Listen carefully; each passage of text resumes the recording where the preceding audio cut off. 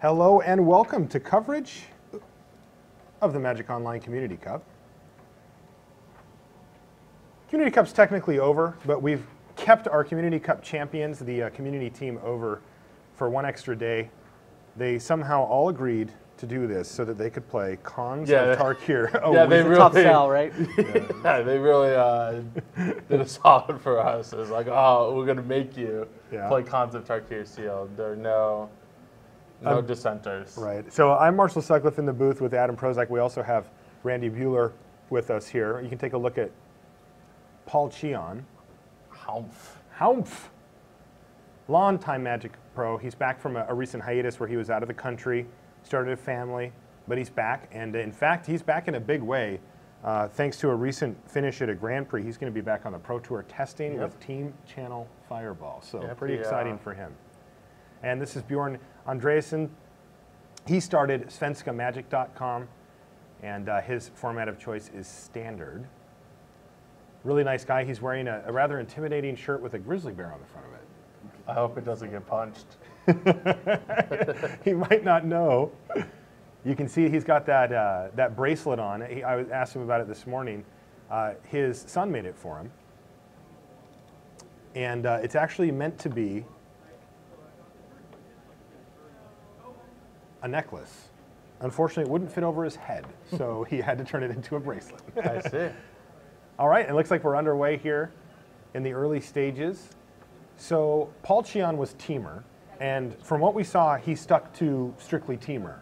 Yeah, I could see a lot of good reasons. I see one really good reason in his hand. When you have Sarkin, Dragon Speaker, that is... Yes. You kind of want to play your Planeswalkers. He sorted by rarity, and Sarkin kind of jumped off the screen. And it looks like Björn has kept as well. Now, is Björn Mardu? Björn is Mardu. Okay. When asked why he picked Mardu, he's like, all right, how many other Planeswalkers can you guys play? Oh, because there's two available? There's two of them. Oh, that's One is good. mono-red, the other is black-white. So, red, black, white. I like it. He maximized his ability to play Planeswalkers. Exactly. Björn, very optimistic human being. All right, so we have our first new casting of Morph on Magic Online. Yeah, Björn gets to claim that trophy there too, in addition to the Community Cup he won last night. So Morphs look a little different now, but they look really cool. Look at that. They used to be these kind of rocky spider-looking things. Now they look like Dragon Ball or something. Yeah, they look cool. They're basically a ball of fire. I like it. And in fact, it's going to get into the red zone here as Cheon has had a little bit of an awkward mana draw here. He's got 3 lands, but can't cast anything quite yet. He's going to be able to at least cast a Morph next turn.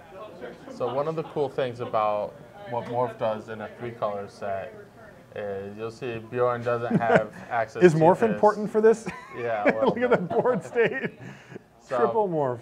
So Morph acts as sort of a color fixing, because you can see Björn doesn't have his red mana, but he was able to play his 3-color common card. He has a Ponyback Brigade face down as one of his Morphs. So it's functional even if he can't turn it face up. So it's one of the ways we were able to make a 3-color set work. Let's take a look at Horde Ambusher, which is flipped up. You can reveal a red card in your hand to flip it instead of paying any type of mana or anything, and a target creature can't block this turn when you do so. So this Morph was made unable to block, and that enabled an attack for 4 here. You have a nice little rare card, High Sentinels of Erishin. So what does this do? It is a 4-mana, 3/4 flyer. I'm sold already. Go on. Yeah. And none of the other text is bad. Okay, so, no drawback. So this is better in an Abzan deck when you can take advantage of the +1/+1 counter ability. But I think it'll be just fine for Björn here. So Paul answers with a Longshot Squad, which is an Outlast card. So you can tap this, pay a mana, and give it... No, I don't. We do not want to stop we'll keep watching. watching. Let's game's sweet. Wow. So all 3 creatures crashing into the red zone here, including This the looks 2/2 like a morph. bluff. Oh, he has the high sentinels. So this guy right here. So what is that going to do here? Is 3 dub put a +1/+1 counter on another target creature. Wow. Or target. It could get himself, but it can make any one of these morphs a 3/3 to trade with the long shot And that's going to squad. prompt no block from Paul Cheon, so we see threat of activation really nice there. He didn't even have to pay the mana to do Right. it. Netted him 4 extra damage. And he follows up with, This it's a bellowing something. There it is, Bellowing Saddle Brute. That is a great name. Yeah, this is a 4 mana 4/5. You lose 4 life when it enters the battlefield, but unless you raid. So raid is if you attacked, you get the bonus. In this case, you avoid a drawback. Nice. So it looks like Bjorn has really embraced the whole raid thing as he's been sending his guys into the red zone pretty consistently. Yeah, Marshall, you said you expected Mardu to be the beatdown deck, keeping everybody in check from going too far off the deep end. That's exactly how Bjorn's played this out, right? Yeah, it certainly is. Even despite being color screwed, he's just going creature, creature, creature. Yeah. Turn him sideways, attack, Well, attack, attack. thanks to the beauty of morph, he was able to get use out of 2 different red cards, right? The morph is a Ponyback Brigade, which is a Mardu color morph, and then the Horde Ambusher even can be used without even a able to single unmorph source it. of red mana. Wow, Paul goes for the Outlast here? I mean, I know he wants the 4/4 in the reach, but now it's tapped and can't block. I think he's going to go for a bear punch Ah, post okay. Outlast. We've got deck lists here too. Punches that Aven in the face. Oh, but there's the red mana that he needed. Is that enough to unmorph the Ponyback Brigade? Does it cost 5? It is. Oh, all of the geez. common morphs, I believe, cost 5 to unmorph. So two colorless, and then each of the clan mana. For all of the clan. The clan morphs. morphs. Cost 5. Yeah. All the common morphs are 5 common 3-color morphs. 3 color morphs, right. And in they come, and Cheon's had enough. He's going to block with his morph I on think the this other is going morph. to be a game if Bjorn just casts his Crackling Doom after this combat. What does Crackling Doom do? So, oh, he's going for the brigade. Crackling Doom deals 2 damage to target opponent, which would be great when Paul's at 2. Yes. And then it makes Paul sacrifice his highest power creature. Wow. What? That's nasty. What Yeah. rarity is that? Rare. Say rare for me. Yeah. All right, good. All right, you got to take a look at our players here. So Bjorn calmly takes a drink of water with his like granola bar there as he just delivered a savage beating to Paul Cheon, who isn't showing signs of remorse, but he can't be happy with how that game played out. He got thumped. This would be a bit of an upset, too. If you look at this is actually bracketed based on their individual standings through the Community Cup. So 1 versus 8? This is the 1 versus 8 match, yeah. Oh. I didn't realize Bjorn had the worst record either. I mean, nobody on the Community team actually did badly, but I mean, somebody had to get the least points, right? Sure. Not surprised at all to see that Paul had the most points. He had the most points in the whole tournament, actually. Yeah, he's insane. 1 ahead of Mike Turian. Wow. I'm sure Turian's keenly aware of that. Yeah, and then the 2 of them were 6 points up on 3rd place Ryan Spain. But yeah, Paul's the 1 seed here, and Bjorn's the 8.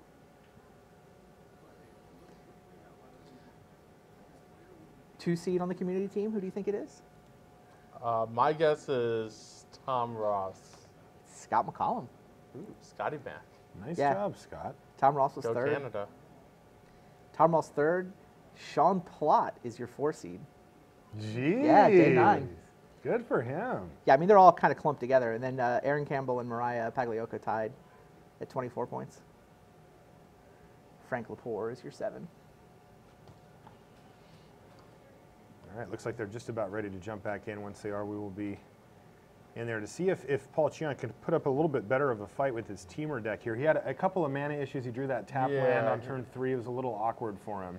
Paul had significant mana issues. He did keep a hand because of his powerful Planeswalker, but he just never got to cast it. Right.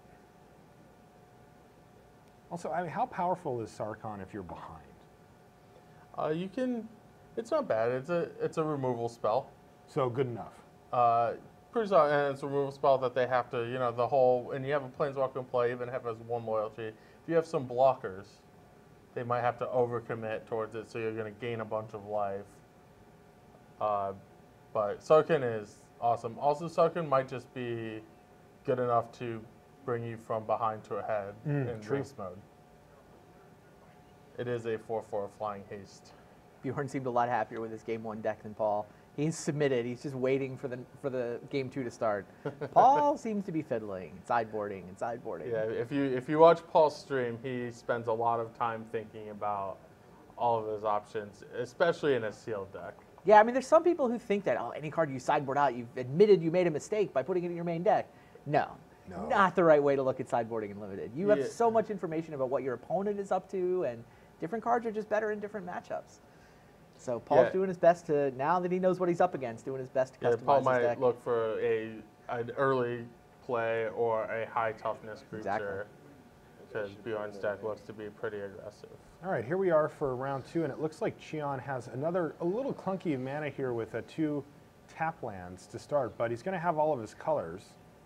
So I think he just needs to draw a few more lands. He's also got Sarkhan again in his opener. And he's at 22. Yep. But it's going to get there pretty quickly. He's got the Treasure Cruise there, which that's not happening for a long time. No. That's in dry dock right now. Yeah, Bjorn's got a nice... Does he have a curve here that he can work with? Well, he had to play the tap land on turn 2 instead of the Student, which is less than ideal, but it was good that he drew white mana. Yeah. He could have also played the Horde Ambusher face up. That's another option. But from here on out, he should be playing all of his creatures colors pretty consistently. He might even... One thing he could consider doing is holding up for Mardu Charm, because it'll make 2 1/1s with first strike. What are the other modes on Mardu So Charm? Mardu Charm, the mode is every charm has a removal mode. And the removal mode on Mardu Charm is deal 4 damage to a creature. Oh, very straightforward. Yeah, I like is a straightforward removal. And then it has effectively Duress, is one of its ability, and then the other one is make 2 1/1 soldiers, and they get first strike until end of turn. Okay, and you can do that at instant speed, which would be really nice against the Teamer Charger. Yeah, why? Cheon's I'm made sort of here. surprised he didn't go down that line. Seems like a pair of 1/1 first strikers would have been super sweet there. Yeah. Also, but one thing to consider here as well, though, he's also got Arc Lightning in his hand. He might be waiting Ah, that makes sense. Yeah. Yeah, I also like waiting for Paul to play I don't know, say 3 mana 2/2. Here's Force Away, which is going to get that morph out of here. It's also going to let Paul see what it was. Yeah, it goes to the revealed zone. Yeah. So Yeah, it's a Ponyback Brigade again. You see, Force Away as this sets like Voyage's End, effectively. It has a ferocious bonus you get to loot. How Sold. often do you think we should expect Ferocious to be turned on?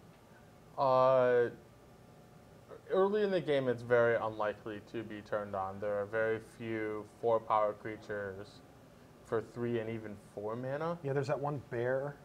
Yeah, There's a Gorilla Warrior grew a point of power. There's a 4/2 for there's 3. A 4/2 That's the bear, yeah. Needle for Grizzly. Uh-huh. And then there's also Summit Prowler in red, which is 2/4 4/3. Okay. That's the Yeti. But, yeah.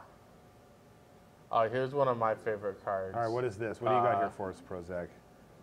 This one is Mardu War Shrieker. Wow. Oh, I was going to say, where did that morph come from? It just appeared he next just to played it. a 3/3. When Oh, I you- see.